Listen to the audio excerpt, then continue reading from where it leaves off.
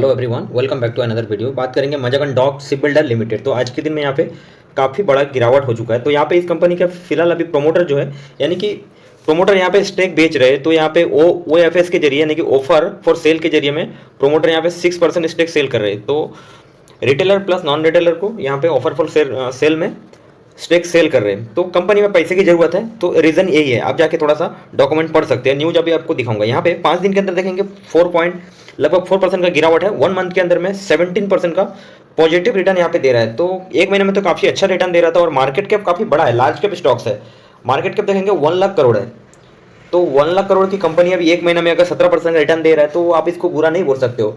और इस कंपनी के अंदर में डेफिनेटली डिफेंस सेक्टर के स्टॉक्स है। कंपनी के अंदर में डेफिनेटली दम है। तो यहाँ पे फंडामेंटल और फाइनेंशियल और कंपनी के अंदर क्वालिटी कैसा है चेक करेंगे, वहां से कितना नेगेटिव है कितना पॉजिटिव है। तो चलिए यहाँ पे अभी डिस्कस करते हैं। उससे पहले यहाँ पे देख लो 6 मंथ में कितना रिटर्न दिया है।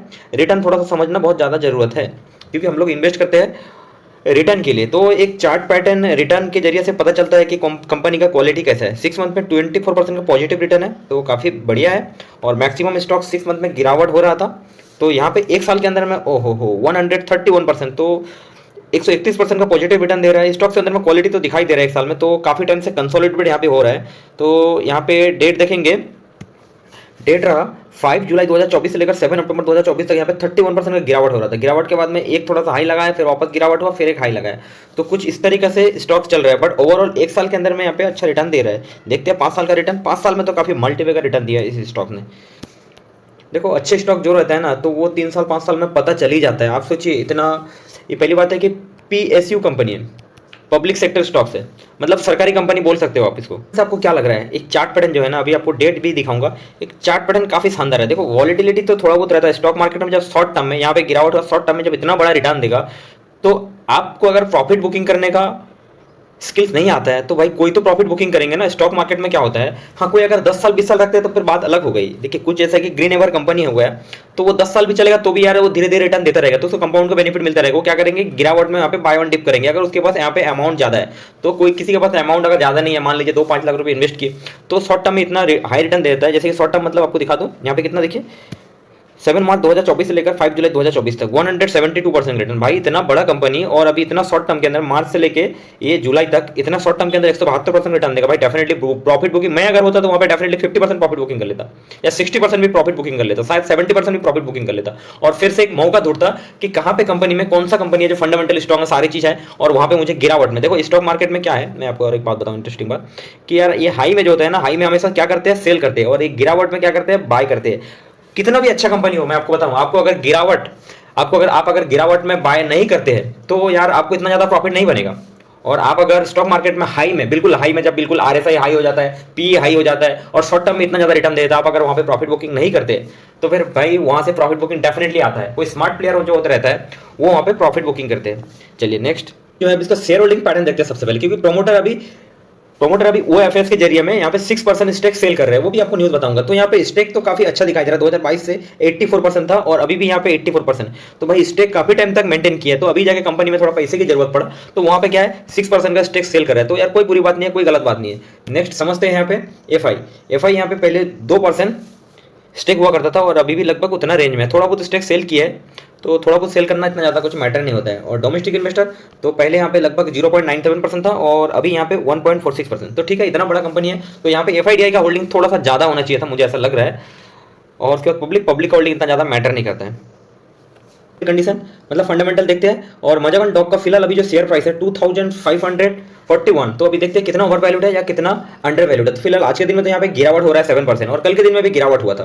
कल के दिन में थोड़ा सा रिटर्न दिया था। चलिए समझते हैं कि मार्केट कैप तो काफी लार्ज कैप स्टॉक था, 1 लाख करोड़ समथिंग है, तो बड़ा कंपनी है। और फिलहाल अभी स्टॉक पी यानी प्राइस टू अर्निंग रेशो 37 है। इंडस्ट्री पी के साथ में कंपेयर करते हैं 50, तो भाई उसके हिसाब से सीधा सीधा बता दो बिल्कुल अंडर वैल्यूड है। तो यहाँ पे देखो ग्रीन एवर कंपनी है भाई, सरकारी कंपनी है, और डिफेंस सेक्टर का कंपनी है, और डिफेंस सेक्टर का काफी तगड़ा कंपनी है। और बड़े बड़े इन्वेस्टर, मतलब डेफिनेटली मैं बड़े बड़े इन्वेस्टर को फॉलो करते हैं। चलिए समझते हैं कर्जा, इस कंपनी का कर्जा देखते हैं। भाई कर्जा तो कुछ है ही नहीं यार, क्या बात है। डेट टू इक्विटी में 0। Next year on year sales growth 34%, इतना बड़ा कंपनी 34%, एक डिसेंट स्टैंडर्ड सेल्स ग्रोथ है। प्रॉफिट ग्रोथ 71%, बहुत बढ़िया, मतलब awesome, I can't believable. Actually मैं इस कंपनी का इन्वेस्टर नहीं हूँ। डेफिनेटली यहाँ से अगर और 10-15% गिरता है, ठीक है, मंडे का दिन भी और भी रिटेलर के लिए मतलब थोड़ा सा OFS बाकी रहेगा। तो वहां से अगर 10-15% गिरता है, डेफिनेटली मैं इस कंपनी में थोड़ा सा अमाउंट इन्वेस्ट करूंगा। क्या होता है, ये बहुत बड़ा कंपनी है तो हम लोग के पास भाई अमाउंट छोटा है, तो इस बड़ा कंपनी है ना भाई, डबल ट्रिपल जब होगा ना भाई, टाइम लगेगा। ठीक है, सालाना मैं एवरेज मानता हूं कि मतलब अगर 5 साल होल्ड करूंगा तो यहाँ पे ईयर ऑन ईयर मतलब अगर कंपाउंडेड देखेंगे CAGR तो 30% मैं पकड़ के चलूंगा। तो यार 30% क्या होता है, मैं स्टॉक मार्केट में रिस्क लेने के लिए आया हूँ, ठीक है ना। तो मुझे मुझे मिनिमम यार ईयर ऑन ईयर 70-80% या 100% चाहिए एवरेज में। तो इसकी वजह से मैं हमेशा बड़े कंपनी में इतना ज्यादा इन्वेस्ट नहीं करता हूँ, थोड़ा मोड़ा इन्वेस्ट करता हूँ। क्या है, मैं मेरा पोर्टफोलियो को डाइवर्सिफाई मैनेज करता हूँ, थोड़ा सा लार्ज कैप, थोड़ा सा मिड कैप, थोड़ा स्मॉल कैप। लेकिन स्मॉल कैप में एक्चुअली मैं ज्यादा इन्वेस्ट करना पसंद करता हूँ। कई बार मैं बोलता ही नहीं हूँ कि यार लार्ज कैप मुझे एक्चुअल में पसंद नहीं है, लेकिन यार कुछ क्वालिटी ऐसा स्टॉक्स होता है ना जो भाई आपको ईयर ऑन ईयर अगर 30% एवरेज देता है ना 10 साल 15 साल के लिए, बहुत ज्यादा बढ़िया है। आपका पैसा सेव होना भी जरूरी है। आपको क्या होना है, अभी अभी आज के टाइम में स्मॉल कैप और नैनो कैप स्टॉक क्या होता है, बहुत ज्यादा वॉलिटिलिटी हो रहा है। एक साल में हो सकता है कि 600% रिटर्न दिया, वापस दूसरे साल यार हो सकता है 80% नीचे गिरावट हो जाए। तो उसकी वजह से क्या होता है, जो स्टॉक मार्केट में शुरुआत की है तो वो काफी टेंशन में आ जाते हैं। तो ये एक इंपॉर्टेंट मुद्दा था जो मैं आपको बता दिया। रिजर्व यहाँ पे 7,000 करोड़ और ऑपरेटिंग प्रॉफिट मार्जिन ओ हो 22%, काफी मुझे इंटरेस्टिंग लगा। तो अभी देखेंगे 3 साल 5 साल तक ऑपरेटिंग प्रॉफिट मार्जिन कैसा है। नेक्स्ट प्रोमोटर होल्डिंग, तो मैं आपको बताया 84%, यार इतना 51% ही काफी है कंपनी के लिए, बेटर डिसीजन के लिए काफी है। तो यहाँ पे 84% है तो यार अगर यहाँ पे सरकारी कंपनी नहीं भी होता तो प्रोमोटर अगर दूसरा कोई भी मतलब होता तो डेफिनेटली उसका स्टेक उसको सेल करना ही पड़ता। तो एक रूल्स होता है मिनिमम 70%, 3 साल तक आप मार्केट में लिस्ट होने के बाद में 3 साल तक आप रख सकते हैं। उसके बाद में आपको मिनिमम 70 या 75% तक आपको होल्ड करना पड़ेगा, कर सकते हैं। OPM लेटेस्ट क्वार्टर 26 जो यार बहुत बढ़िया है। और कंपनी का यहाँ पे देखेंगे ROC return on capital equity यार काफी इंटरेस्टिंग है 44, जो एक डिसेंट से भी काफी हाई है। ROE 35%।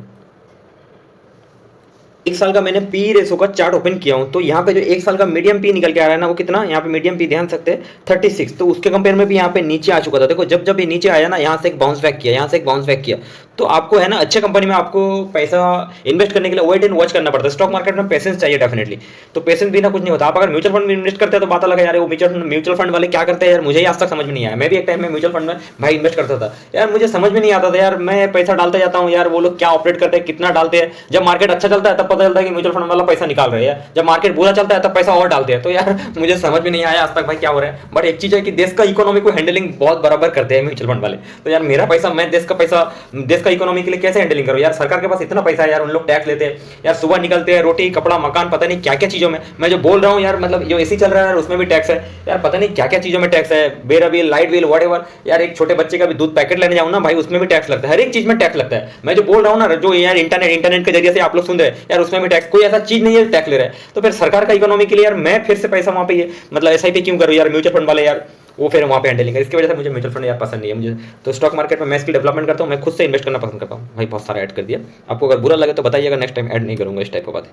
तो एनीवे स्टॉक मार्केट में बाय करने के लिए आपको हमेशा नीचे बाय करना चाहिए। मैं ऐसा नहीं बोल रहा हूँ, ये पी रेशो का चार्ट है, लेकिन भाई जब पी नीचे आता है तभी तो खरीदना पड़ता है, तब शेयर प्राइस का चार्ट भी नीचे आता है, डेफिनेटली आता है। नेक्स्ट भाई माजागन डॉग, इस कंपनी के पास है ना ऑर्डर बहुत तगड़ा रहता है। तो चलिए उसके पहले समझेंगे प्रॉफिट एंड लॉस। तो एक अच्छे कंपनी को समझने के लिए उसको देखना होगा सेल्स ग्रोथ प्रॉफिट ग्रोथ कौन सा, ईयर ऑन ईयर। तो चलिए यहाँ पे समझते हैं मार्च टू मार्च। पहले मार्च 2015 में 3600 करोड़ और अभी मार्च 2024 में 9000 करोड़। ओहो 9000 एक्चुअली फॉर मतलब 9500 करोड़, आप समझ सकते हैं। तो यहाँ पे भाई sales back to back year on year बढ़ रहा है, कोई दिक्कत नहीं। और TTM यानी कि ट्रेलिंग 12 मंथ को मिला के TTM होता है, तो एक क्वार्टर और बाकी है। तो भाई यहाँ पे ऑलरेडी 11,361 करोड़ हो चुका है। तो अभी Q4 आएगा तो और ज्यादा बढ़ जाएगा। तो भाई यहाँ पे आप ध्यान से देखो, सेल्स ग्रोथ में कोई कमी नहीं है, बैक टू बैक मतलब एक धमाकेदार सेल्स ग्रोथ हो रहा है भाई। सेल्स होगा तो प्रॉफिट अगर होगा तो डेफिनेटली शेयर प्राइस ऊपर जाएगा। तो चलिए प्रॉफिट है या नहीं है देखते हैं। उससे पहले देखते हैं OPM यानी ऑपरेटिंग प्रॉफिट मार्जिन। तो यहाँ पे पहले 6% 5% पहले बहुत ही कम हुआ करता था, आप ध्यान से देखिए। 2023 से देखेंगे 10%, उसके बाद में 15%, अभी TTM यानी कि ट्रेलिंग 12 मंथ में 22% हो चुका है। तो यहाँ पे ऑपरेटिंग प्रॉफिट मार्जिन काफी तगड़ा हो चुका है। तो भाई तगड़ा अगर होगा तो भाई नेट प्रॉफिट भी बढ़ जाएगा डेफिनेटली, और नेट प्रॉफिट बढ़ेगा तो शेयर प्राइस ऊपर जाएगा यार, ये तो कोई सवाल ही नहीं है। तो यार स्टॉक मार्केट का बेसिक रूल्स है, ठीक है। शॉर्ट टर्म में कुछ प्रॉब्लम हो सकता है, जैसे कि अभी टैरिफ वाला चल रहा है यार, इस कंपनी को टैरिफ से इतना ज्यादा कुछ मगजमारी है नहीं, ठीक है। थोड़ा बहुत इफेक्ट हो सकता है, मैं ऐसा नहीं बोल रहा हूँ। तो चलिए नेट प्रॉफिट देखते हैं। 2015 में लगभग 516 करोड़ और अभी 2024 में 1937 करोड़। ओहो, तो भाई नेट प्रॉफिट हर बार यहाँ पे बढ़ा है, हर बार यहाँ पे बढ़ा ईयर ऑन ईयर। देखिए पहले थोड़ा सा एवरेज हुआ करता था, उसके बाद में यहाँ पे कब से 2022 से यहाँ पे बैक टू बैक बढ़ रहा है। और ट्रेलिंग 12 मंथ में 27 से 51 करोड़ हो गया, एक क्वार्टर का बाकी है।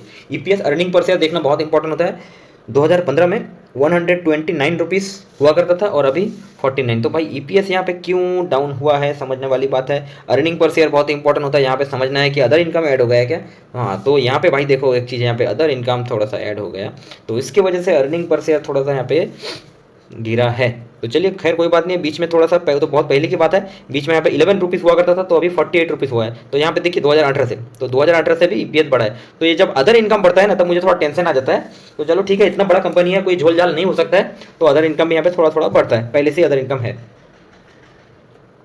नेक्स्ट समझते हैं कंपाउंडेड सेल ग्रोथ। जो मैं ये सब क्यों बता रहा हूँ भाई, बहुत इंपॉर्टेंट होता है कि ऐसा नहीं कि यार किसी भी कंपनी आप एलआईसी में आंख मूंद डाल देंगे क्या, इसका डेटा देखना पड़ता है, समझना पड़ता है आपको। अगर कोई बैंक लोन देता है तो आपको ऐसे दे देता है कि आपका चाचा है, ताऊ है, अरे मेरे ताऊ के बैंक है यार, ऐसे दे नहीं देंगे भाई, ठेंगा। ये जब से नीरव मोदी, मेहुल चोकसी वगैरह वगैरह सब देश का पैसा लेके बैंक से पैसा लेके भाग गए ना, तब से है ना यार, आपको पता है ना, एक आपका ईएमआई बाउंस हो जाता है तो पता है आपको क्या कर देता है एकदम, तो वो कर देते हैं। तो इसके लिए भाई स्टॉक मार्केट में पैसा लगाने से पहले डेफिनेटली थोड़ा देखना पड़ता है। और बैंक वाले जब आपको फाइनल लोन देता है ना, तो आपका 3 साल 5 साल का भाई आपका आईटीआर वगैरह चेक करते हैं, आपका इनकम कितना है, आपका कितना बचता है, क्या है नहीं है, सब देखते हैं, उसके बेस पे लोन देते हैं। तो यहाँ पे भी मैं भी स्टॉक मार्केट में इन्वेस्ट करने से पहले डेफिनेटली उसका बेसिक जो सबसे इंपॉर्टेंट है, मेरे वीडियो में मैं हमेशा डिस्कस करता रहता हूँ, क्या सेल्स ग्रोथ प्रॉफिट ग्रोथ। भाई ये अगर देख लिए ना, तो आप किसी स्टॉक में फंसेंगे नहीं पंपिंग डंपिंग वाला मैटर में। हो सकता है कि शॉर्ट टर्म में प्रॉब्लम होगा, तो यार मैं नहीं डरूंगा, मैं उस टाइम क्या करूंगा, मैं गिरावट ना या दबा के बाय करूंगा।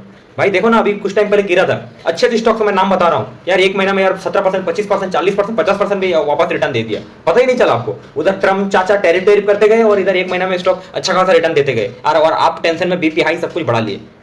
मैं बीच में यार थोड़ा बहुत मेरे पास जो पैसा था ना, मैं दूसरे से भी एडजस्टमेंट करके भी थोड़ा सा पैसा लगाया। हालांकि मैं अभी जाके अभी कल की बात कर रहा हूँ, कल मैं थोड़ा बहुत अमाउंट सेल किया। क्यों? क्योंकि अभी टैरिफ लगाया ना भाई, अभी टैरिफ का थोड़ा सा झटका थोड़ा सा हफ्ता भर तक हो सकता है। क्योंकि अभी आज का आपने यूएस का मार्केट देखे ना, कितना गिरावट हुआ, डेंजर गिरावट हुआ।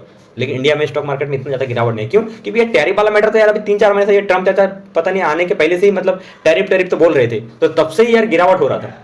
एनीवे चलिए पॉइंट पे आते हैं। कंपाउंडेड सेल्स ग्रोथ मजागन डॉक का 5 ईयर 15% जो एक डिसेंट है, 3 ईयर 33% और टीटीएम यानी कि ट्रेलिंग 12 मंथ 35%। भाई यहाँ पे सेल्स ग्रोथ एक डिसेंट है, लार्ज कैप कंपनी का जितना होना चाहिए उतना है। मेरे हिसाब से 1 लाख करोड़ की कंपनी है ना, 20% की भी अगर होता ना टीटीएम ट्रेलिंग 12 मंथ, तो मुझे कोई दिक्कत नहीं था।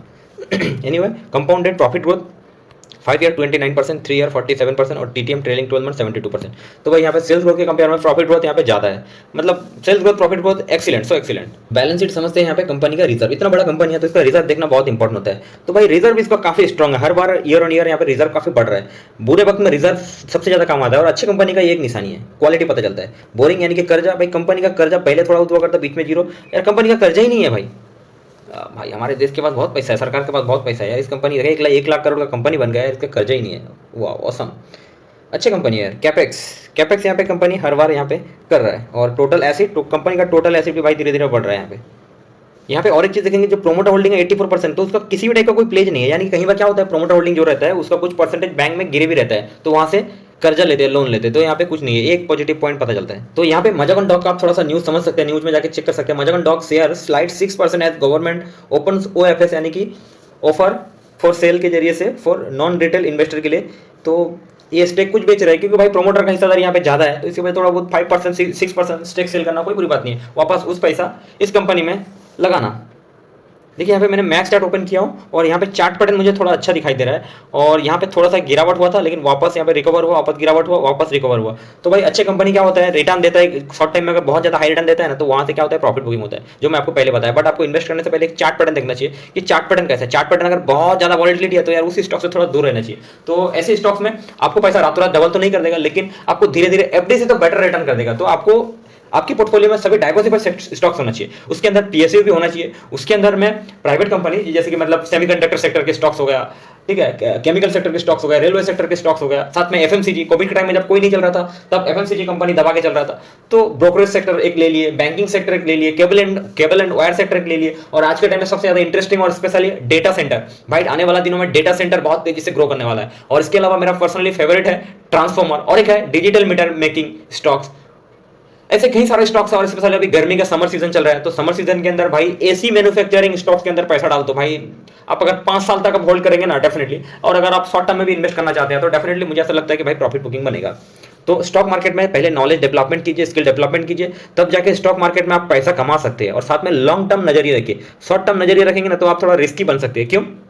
आप अगर कहीं पे हाई पे बाई कर लिया ना भाई, इतना आसान नहीं होगा कि आप शॉर्ट टर्म में प्रॉफिट निकालेंगे। तो आपको लॉन्ग टर्म का नजरिया बनाना पड़ेगा, और शॉर्ट टर्म का अगर नजरिया बनाना चाहते हैं तो स्टॉक मार्केट में यार बहुत ज्यादा स्ट्रांगली स्किल डेवलपमेंट करना पड़ेगा, कहाँ पे बाय करना है और कहाँ पे सेल करना है। तो फिर आप अगर उससे भी शॉर्ट टर्म, तो फिर जाके भाई डेली इंटरडे करो, ट्रेडिंग करो, एफएनओ करो। तो मैं इन सब चीजों से दूर रहता हूँ, इतना हेडेक नहीं लेने का यार। अपने को यार मस्त यार इन्वेस्ट करना है 3 साल 5 साल, और गिरावट में सस्ता माल, मतलब महंगा माल सस्ता में लेना है, 100 का माल को 50 रुपए में लेना है। तो ये एक बहुत बड़ा आर्ट है, स्किल्स है। स्टॉक मार्केट में आज तक एफएनओ वगैरह में सब इंटरडे में कितना पैसा बनाए हैं तो इसका इतिहास नहीं है, लेकिन स्टॉक मार्केट में लॉन्ग टर्म में यार बड़े बड़े, मतलब थोड़े छोटे मोटे करोड़पति, अरबोपति, अब्जोपति बने हैं, इसका पूरा इतिहास है और प्रूफ है।